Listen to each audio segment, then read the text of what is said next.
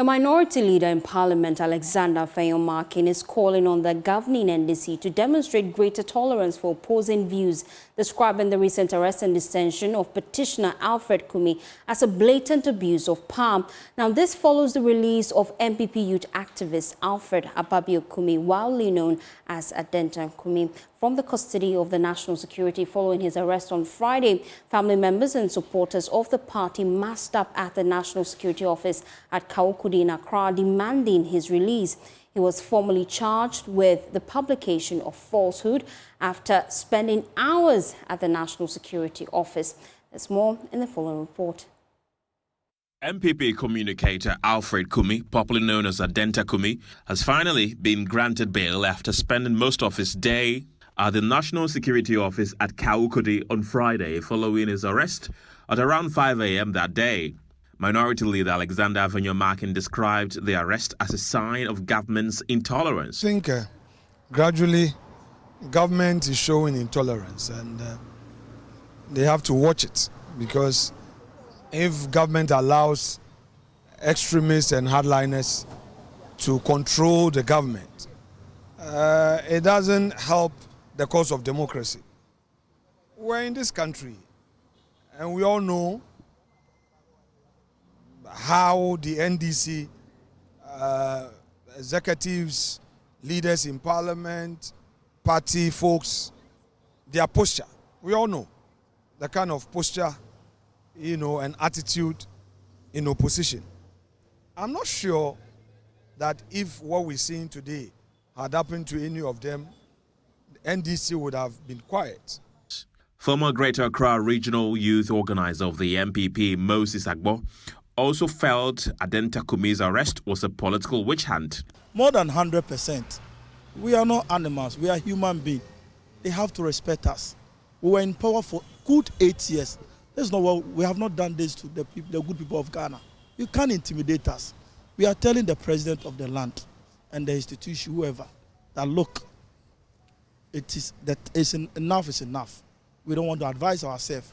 Ghana does not belong to him. It is the good people of Ghana who voted for him. And his mandate is 4 years to come and take care of us. He promised a lot of things that he's coming to do for Ghanaians.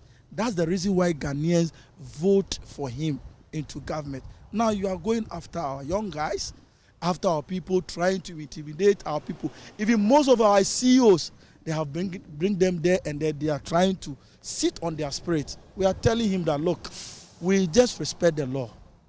We don't want to do something that this country will turn into different thing. Deputy Greater Accra Regional Youth Organizer of the NPP, Mandela Riafe, said the youth of the party will not be intimidated by the arrest. We are worried as a young people. We are worried because this is not a jungle. This is not a jungle. In any case, if you know you'd be writing a statement around 2 p.m., why do you pick him around 5 a.m.? For what reason? We just don't understand. And we want to tell everybody, the guy has not committed any crime. How do you know that? Because we know of the issue. All that he says is that the people who are going to sit on the panel, the committee, he feels that there should be some probe. And everybody has the right of expression. So if he has, even if this is a criminal case, do you go there with fully armed guys like that? And we are not intimidated. We are not intimidated. The young people of Ghana, the young people of Greater Accra, we are not intimidated and will never be intimidated. Alfred Kumi was formally charged with the publication of false news following comments he made on his X account and on radio concerning a petition he submitted to President Mahama. The petition called for the dissolution of the committee currently investigating the Chief Justice. Meanwhile, Member of Parliament for Shai's constituency, Dr. Stephen Amwa, says the new Patriotic Party will resort to other means of protecting its members if what he describes as the intimidation and unlawful arrest of party members continue. This comes after attempts by the national security operatives and the police to raid the house of the Ashanti Regional Chairman Bernard Injibisiaku after they said they were holding an arrest warrant, a search warrant. I beg your pardon. Within 5 months, what have they done? Nothing. Going around arresting people. They could even go to somebody's house, covered face, like ninjas. Even military rule will not do this. So I'm begging him. If they can't do anything for us, they shouldn't destroy the peaceful nature and the environment that we have. Power is transient. Power is transient. Power is transient. And that's the advice I'm giving them. We can't be controlled by cowardice or fear, but we think we need to adhere to the common principles on which we are all thriving as citizens. We will cooperate with the government. Me and my brother, we are in parliament. We are working so hard than others, cooperating so that this country will move forward. But if they don't accept the fact that we are in a democratic dispensation and they continue to perpetuate these dysfunctional behaviors, these inimical behaviors, we will also advise ourselves. But we don't want to get there because we want Ghana to progress. What is happening today, I think it is an escalation of that political mafiaism, witch hunting, and then destruction and undermining of our fundamental human rights. The power that was conferred on them by the same law has rules and procedures that they have to govern this country, and even if they want to arrest somebody, they should go by that law. You invited the chairman Wuntumi to come to Accra. He did not dispute it. There is an agreement that he is going to adhere to that. Then preceding that, we don't even know whether these guys are truly official national security. Away from that, the governor of the Bank of Ghana, John Mahama, has credited the recent appreciation of the Ghanaian cedi against the US dollar and other major trading currencies to a combination of increased foreign inflows and strong earnings from gold and cocoa exports. The local currency has shown notable gains in recent weeks, reversing a period of depreciation that placed pressure on importers and contributed to inflationary trends. As of Friday, the cedi was trading at approximately 10 cedi 80 pesos to the US dollar. Speaking at a press briefing in Accra, the governor, Dr. John Mahama, says the bank is not using its reserve to stabilize the cedi, despite claims from opposition. You know, all sorts of international payments that have to be executed. And we have all of them programmed. And we think that the level of international reserves we have now is pretty adequate. Then there was the fourth one on whether we can sustain the cedi appreciation. So the cedi appreciation has to be put into proper context. Much as you want to have cedi stability in nominal terms, the important thing here is to ensure that in real terms, the cedi is not appreciating persistently in real terms.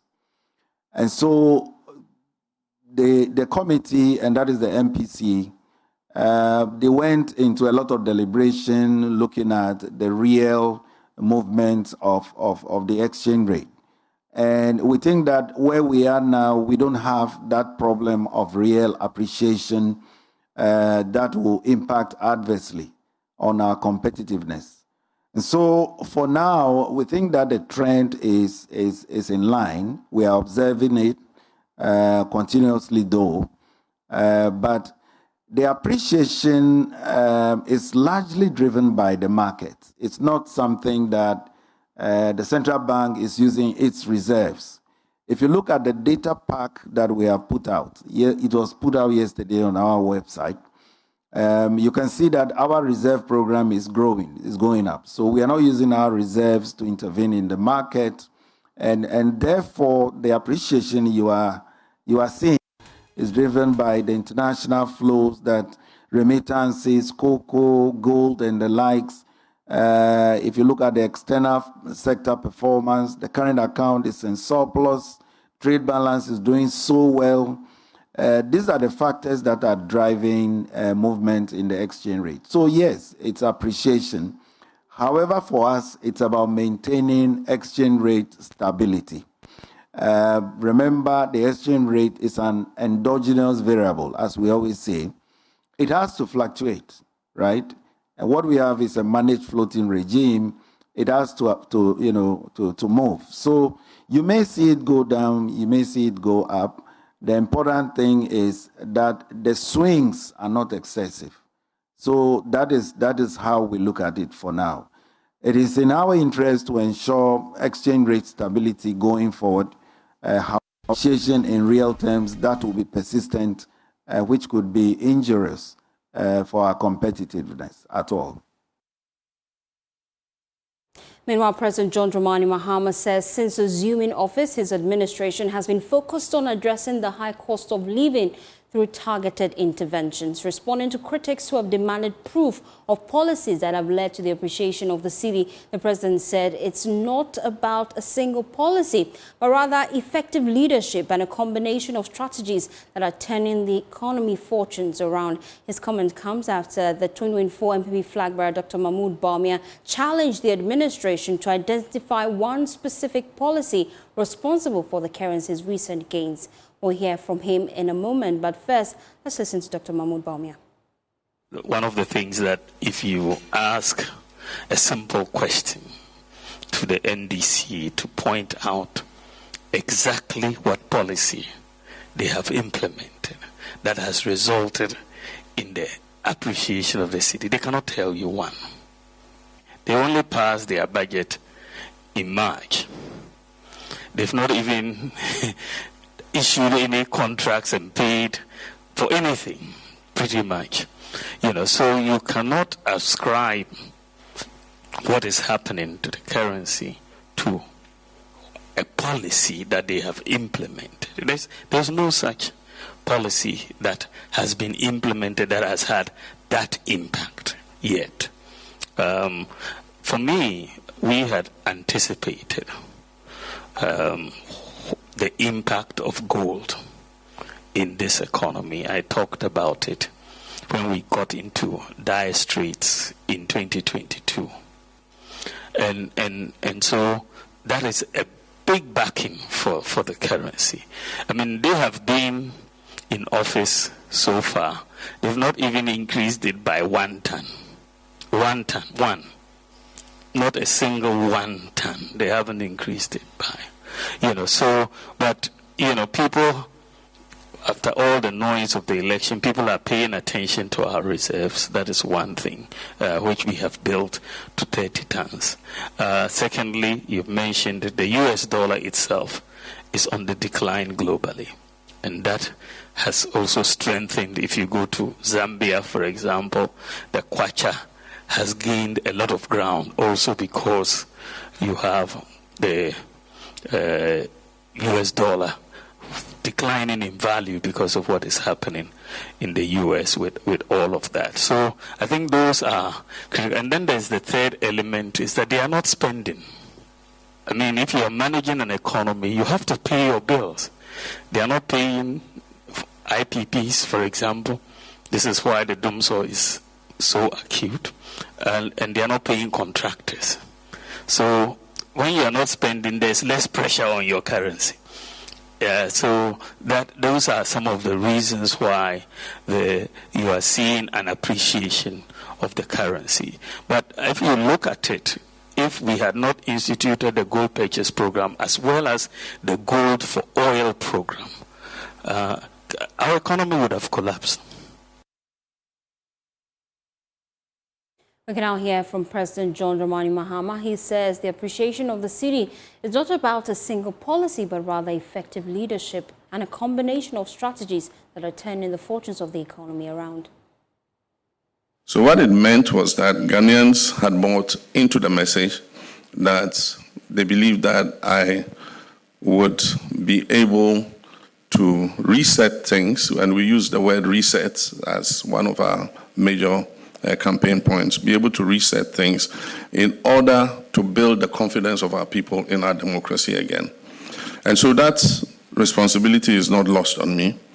And so since 7th January, every step I've taken is meant to restore the faith of our people in our democracy and let them know that we can lead this country in a way different from what has been done in the past.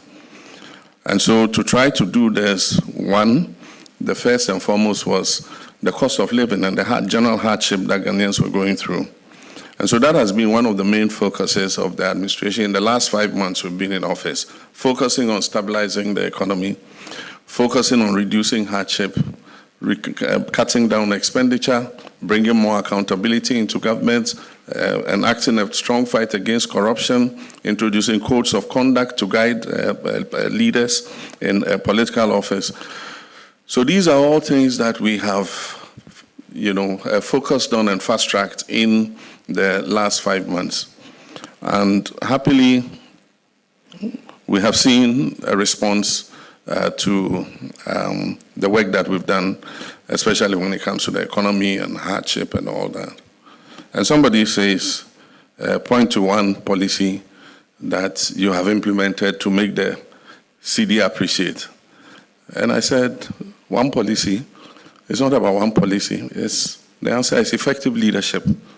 With effective leadership, we can turn this economy around and create a better life for our people.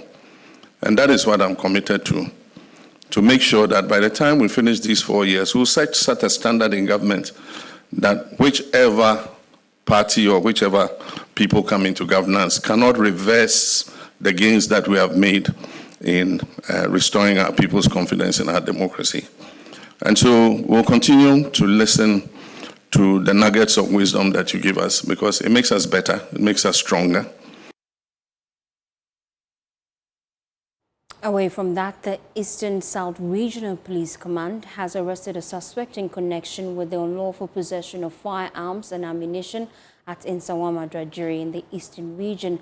The suspect, Abdul Rauf Salami, a native of Adrajiri Zongo, was arrested on 23rd of May 2025 at around 9:30 p.m. during intensified police operation, which targeted all points of entry and exit of the area.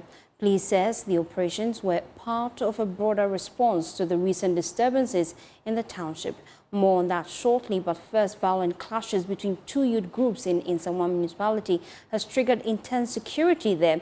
The clash is believed to be a reprisal attack sparked by the death of a 35-year-old Okada rider who is known in the area as Isaka. The deceased had been assaulted during a scuffle which involved some youth of the area in Sanrajuri last week. In what appeared to be a retaliatory action, some youth from the area went on rampage, destroying properties and setting multiple shops ablaze. Here are some eyewitnesses report. We need help in Adwatree. The fighting is too much. About 19 years ago, there were some clashes here. There was tear gas everywhere and soldiers were deployed. This year is worse, and I speak to you. One person has died. They have destroyed everything. Schools have been burnt, and much more. We can't even step out to buy food. Our children can't go to school. We are begging you to come to our aid. It's really sad here in Adwatree.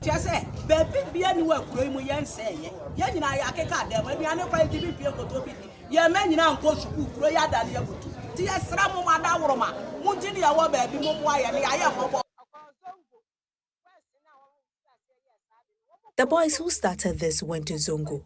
They asked the man who had parked his motorbike in the road to move, but he refused, and it turned into an argument. They had a machete and used it to injure the man. Because of what happened, the Zongo boys came to our area to fight us, but the police intervened and it stopped. However, last night, we heard that the man who was injured had died.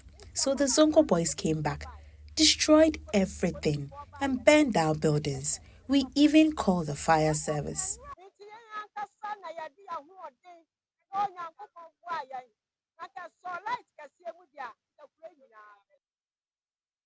Well, the Eastern South Regional Police Command has arrested a suspect in connection with the unlawful possession of firearms and ammunition at Sanrajuri in the Eastern region. Well, let's bring you excerpts of that statement from the Ghana Police Service, and it's coming up on your screens. It reads that the police arrest suspect for unlawful possession of arms, and that is on your screens as we speak. That's the heading of that press release from the Ghana Police Service.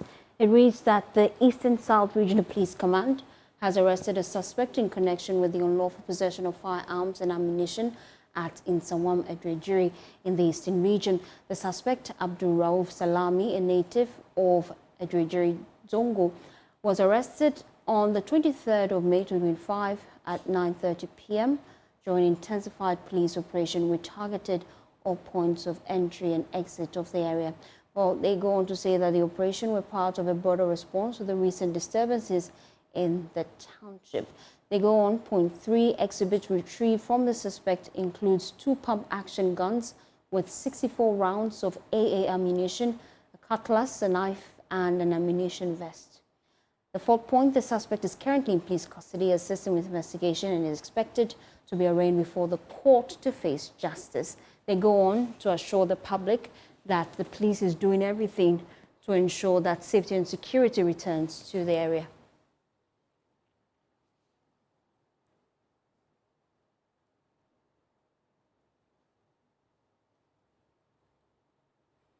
Away from that, the National Disaster Management Organization in the Ashanti region is on a mission to prevent a full-blown flooding situation as they embark on a major desilting exercise in at least 17 drains in the greater Kumasi metropolis. The exercise comes after floodwaters inundated homes and some shops in recent downpours in parts of the city. Emmanuel Bright-Kweku joined a team of NIB officers to start the desilting exercise in the Pilipili stream in Kumasi and filed this report. Many drainage systems in the greater Kumasi metropolis are heavily choked with sand debris and filth from households and commercial activities. The situation poses a precarious risk to communities along drains with imminent threats of flooding. The Pelele stream around the Kumasi airport in the Dichomso enclave is one of the many streams which has always been at the mercy of the environmental menace. The Ashanti Regional NADMO office is embarking on a 12-day desilting exercise in major drains within the greater Kumasi metropolis. The 17 drains include airports, Bokrom, South Africa, Moshi Zongo, Parkoso Estates, Angloga Junction, Oforikrum, Ahinsai, Kase, Atonsu Markets, amongst others. Alhaji Mohammed Nasir Ibrahim is the Ashanti Regional NADMO Director. These are all very choked drains, and we hold the belief that once we clear them thoroughly as much as possible, the rains will come anyway, but they will have smooth passages. And so the likelihood of overflowing to cause havoc and disaster to those nearby and to our roads and block traffic, disallow us from going to work and all of that, if we don't cancel it completely, I'm sure the quantum will be far less. In a few minutes after the rains, even if the place is flooded, we expect that it will pull away because we have made way for the waters to pass through. For years, residents living along these waterways have demanded an expansion of the narrow culverts underneath bridges over these drains.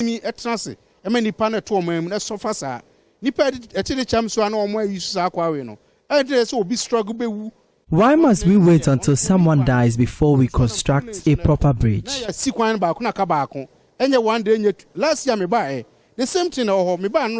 same thing. The regional NADMO is adding to calls for the bridge elevation and the construction of concrete slabs on the shoulders and floors of the drains. So the water doesn't, when it is raining heavily, the water doesn't have to hit and return. When it returns, it causes havoc. So that is one. They've told us the Ababu, Palele drain, this one, and several others. The culverts need to be expanded. That is one. Two, they need to do what they call concrete envelope.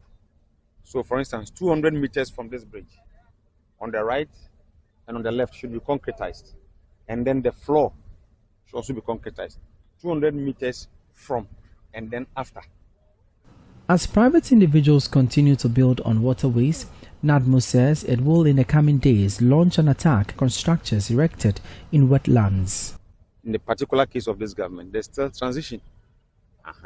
So if we're able to do this, it gives us the impetus to recommend, to engage, and get those things sorted. So yes, those building on waterways, unfortunately, they should get ready for us. We'll come after them. For Joy News, my name is Emmanuel Bright-Kweku. Away from that, let me take you now to the Savannah region where waterway along the Bamvim Dwajili Bugja Road in the region has tragically claimed 3 lives in recent years. highlighting the life-threatening risk posed by the lack of a bridge.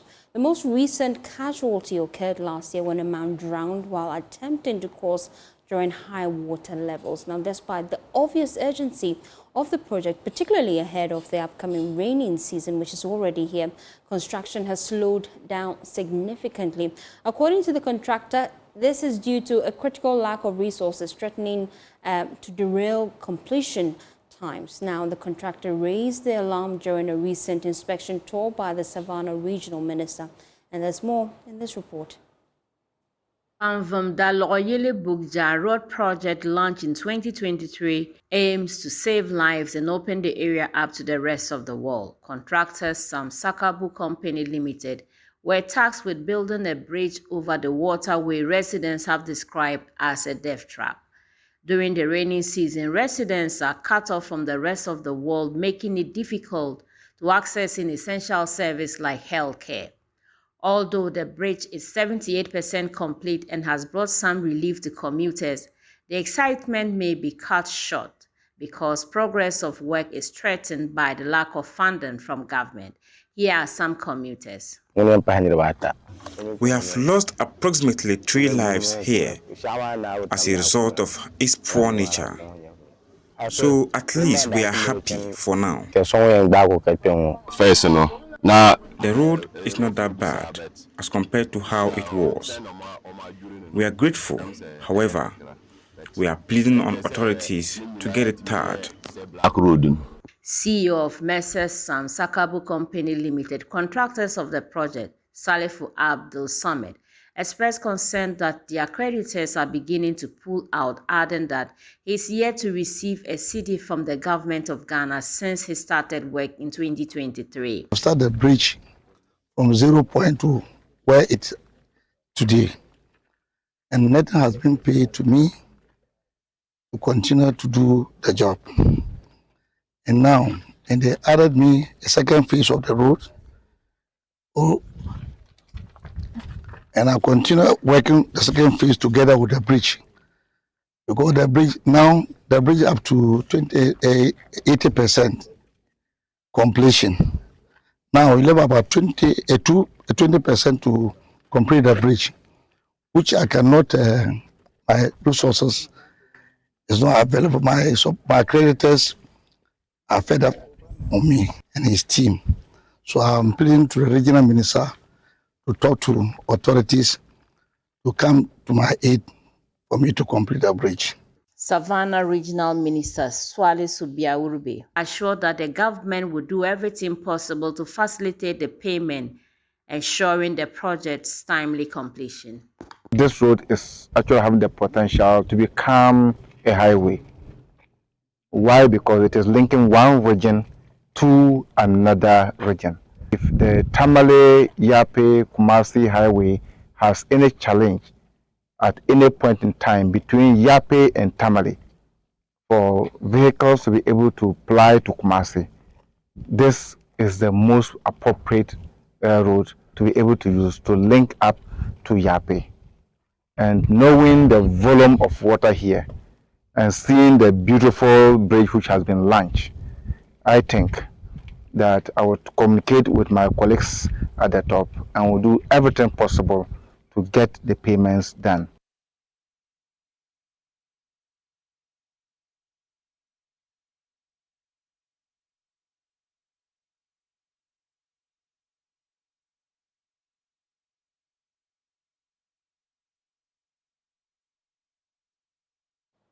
Away from that, they had their frontage and doors sealed off, completely trapping them inside the building for close to 3 houses. They were, however, rescued by a family member after they sought SOS calls to emergency services. Family members and friends rescued. One Municipal Chief Executive, Isa Nura Dawana, who was at the scene of the incident, disclosed that his outfit is liaising with relevant agencies to remove aged trees to prevent future disasters in the Wa municipality. The Wa municipality in the last month has experienced squalls that uprooted huge trees that caused destruction of properties worth thousands of Ghana cedis. Upper West Regional correspondent was at the site to witness the rescue mission and filed this report from Wa. It only rained for some few minutes, but the windstorm that preceded it was huge, producing 32 knots of wind speed, according to the World Meteorological Office. It caused major destruction to properties worth thousands of Ghana cedis. A huge fig tree had its roots uprooted by the score and partly crashed into a metal container located at the agri-quarters on the Imam bin Sali Street. It completely enveloped and sealed off the frontage of one of the quarters situated at the back of the metal container. It blocked the entrance to the quarters, thereby trapping a middle-aged woman and her 2 children inside it for close to 3 hours. They made SOS calls to the National Disaster Management Organization, Ghana National Fire Service, family members, and friends to come to their aid. A family member of the victims appeared on a motorbike wielded with a machete for the rescue mission. It took him less than a dozen of minutes to cut off the sprawling branches of the tree that sealed off the entrance to the building. Within a minute, the trio secured their safety, personal freedom, and came out unscarfed in droves. One of the children who died told me how it happened. I was inside with my mom and my younger brother around 7 o'clock to 7:30. Then it was about to rain and it started with a heavy storm and it dig down from the roots and it fell and trapped us inside. We weren't able to come out. We were frightened and at the same time we were shocked. We didn't even know what to do. We were just there like that unless we call for help. I hope none of you were hurt. By the grace of God, we are all fine. Though there were no personal hurt, part of the metal container was mangled with some items at the shop destroyed. It fell on the roof of our shop and then it spoiled the shop. Behind the shop, everything spoiled from inside. This is about a sieve metal container to have been crushed into by a tree in a month in the municipality as a result of a windstorm. One municipal chief executive, Alhaji Isanu Rodawana, who visited the scene to ascertain for himself the extent of damage, was shocked to the marrow. Well, it's shocking. You know, disaster is always a disaster, so it's always a shocking situation. We don't always expect it to come. But just as I said, I've observed that the big trees that are causing this havoc in town, I realize that they are old trees, and some are so huge that a little wind can easily uproot the entire tree. So what we'll do is that we'll go around together with network officials, fire service officials, and then the Forestry Commission and see how best we can prune some of these big trees to avoid these disasters. He has his advice for the public. We should always even assess the sort of roofing we do. And secondly, every season we should always go up there and then look at our roofing. Look at the zinc. If the nails are getting removed, if the woods are getting rotten, then we'll work on them to avoid this disaster. The World Meteorological Office says, unlike last year, when the region experienced drought, they are focused on scores of driving rain for the region. Reporting for Joy News, Rafiq Salam. You're still watching Joy Newsroom. We'll be back with more. Please stay tuned. Thanks for staying with us. Now, in a spirited push to promote clean energy and deepen environmental consciousness, 350africa.org, in collaboration with Ebenezer Senior High School, has organized a walk, the Repower Ghana Awareness Walk in Dansuman, themed 100% renewable energy-powered schools. The initiative aimed to ignite public interest in sustainable energy solutions while inspiring local ownership of climate action initiatives, with particular focus on Ghana's education sector. Joy News was there and captured the energy engagement in this report by Irene Eni. Ghana continues to grapple with the dual challenges of climate change and energy access. Despite significant progress, only about 86% of the population has access to electricity, and rural access remains below 70%, according to the Energy Commission of Ghana. Also, the national grid relies heavily on hydro and thermal sources, with renewable energy, excluding large hydro, contributing less than 2% to the country's energy mix as of 2023.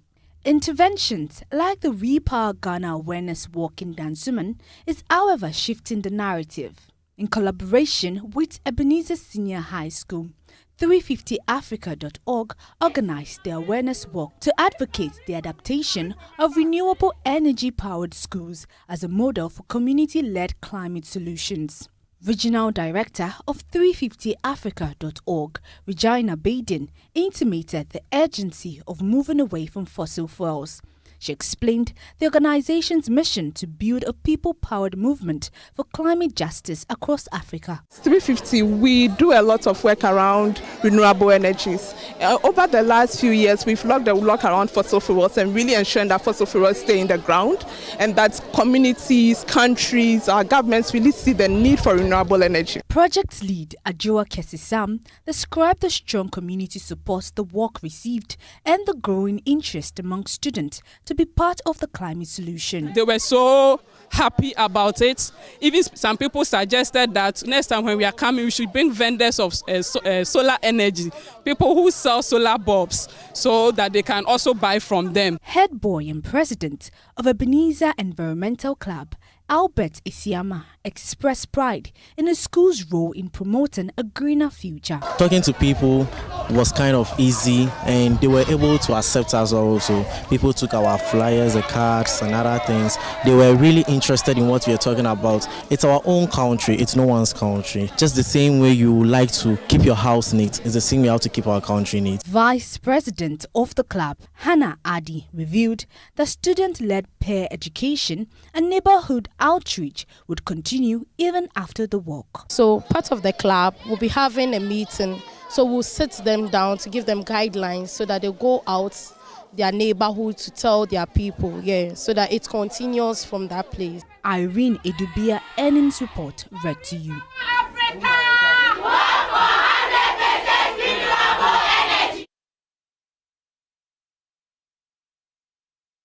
While away from that, she wears many hats: a mother, a church worker, an entrepreneur, a philanthropist and a mechanic, all intertwined to fulfill her desires and to make a difference in her family and her community, one day at a time. Yehoah Dum Baden, who juggles all these responsibilities with pride, tells Hannah Odami on today's series of Celebrating Motherhood that experiencing 5 miscarriages did not break her, but rather firmed her faith in God. There's more in this report. I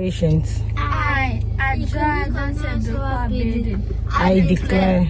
This daily routine of declarations and prayers fill Yehoah Baden's vehicle each day as she journeys to drop off her children at school. Once the children are out of her vehicle, she heads to Nkonim Grocery, located on the Pokwase stretch.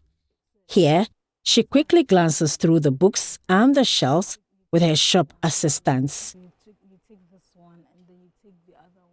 With the inspection and briefing over, Yehoah sets off to her other office, where she works as director of His Majesty Haulage. Her recruitment into this role was not only divine, but obligatory. It's my uncle's. And then from some time, I remember this about 16 years ago. I was in university, then I came to visit him. And then he says, oh, Nana cry, oh, my kaya, no, ching ching, oh, it was like, me, before I got chilly, I was like, come and work. So I had to switch schools, I had to switch sessions, go to weekend school. And I started working as a receptionist, then I moved to secretary, then I moved from stage to stages, and now I'm the general manager. Whoa. As she tinkers with engines and tools, gives instructions, drive trucks, and keeps records, the day sometimes ends for the mother of 3 after 10 p.m. Yehoah doesn't meet her children waiting for her before they sleep. But she's excited that after miscarriages, her ears can now get filled with their giggles and chats each morning. That was when I lost 5 children, 5 miscarriages. Yes, and then last week my first daughter turned 10. Then I looked back and I was like, wow. God has been faithful. So yeah. Within a space of what did you lose? 5? Did you 2 say years? 5? Yeah, 2 years. Within 2 years, you lost 5 pregnancies. Right. As you were going through each of them, right. what was running through your mind? God is God. Satan, I can lose 1 up to 12, up to 30. The Bible makes me understand that none shall be barren. Therefore, I'm not going to be barren. I'll have 1 children. And trust me, I'm going to have 3 children, and 3 children I have. So I said those words. I believe those words, and it manifested by itself. But did you feel sad at some time, some point? At some point, yes. Obviously, as human as you are, you feel sad. But then, I never told anybody around me. Nobody knew. Except myself and my husband. Nobody knew I had miscarriages. I can be laughing with you, but then I'm going through issues. So yes.